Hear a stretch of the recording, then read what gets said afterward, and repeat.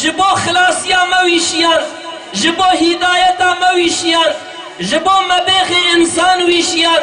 Lewra berî ku ew ji me re were, em ji însanetî ketibûn, me zulm hevdû dikir, dostanî di nav insana de nemabû, her şeklê bêedebî û bêemriya Xuda di nav insana de çî girtibû. Xusûsan li we pîreka zehf zulm dihate kirin. Bavê zaroka ji bo ku qîzeke wî çê dibû, di raşta qîza xweş destê we derdixist, bi saxî di bir tê xiste binê erdê de, we pîreka nikarîbû hingî ji bavê wê zarokê re bêjin çawa tu qîza min dibe, bi saxî tî dikujê heqê we tu nebû. Xelqê we insan qebûl nedikirin berî İslamê, berî pêxember were pîrek ji insana nedihate hesêbê. En mexlûqatê bêqîmet pîrek bûn, en zulma mezin li we dihate kirin. Kesî tu qîmet bi wan nedda, kesî xeberdana wa qîmet pê nedda. Heta ku pêxember hat, tey ku pêxember hat, pêxember ew pîrekê zeîf, ew pîrekê zelîl, ew pîrekê bêqîmet bi qîmet kirin. Ji pêl temamê wan insana ve raşta qîza xwe Fatîme danî civatê.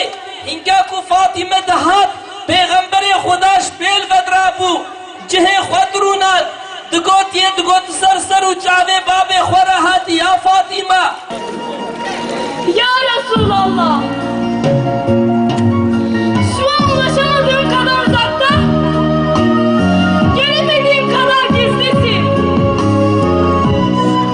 Ama sesim ulaşıyor oralara. Bembeyaz pamuk bulutların üstünde, 7 katlı göğün tepesinde, tebessümle ya da yüreğin buruk izledin sen.